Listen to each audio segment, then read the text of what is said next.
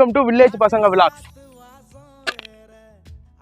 நம்ம இன்னைக்கு என்ன வீடியோ பார்க்கணும்னா எக் பாஸ்தா தான் பார்க்க போறோம். வாங்க.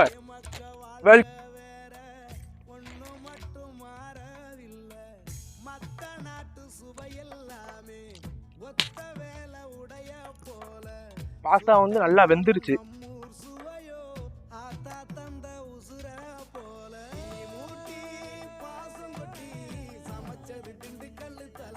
தெரியும் பாருங்க எப்படி பொரியுதுன்னு.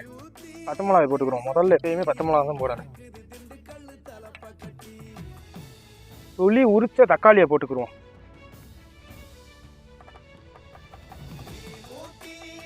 கொஞ்சோன்னு உடச்சு ஊற்றிக்கிறோம்.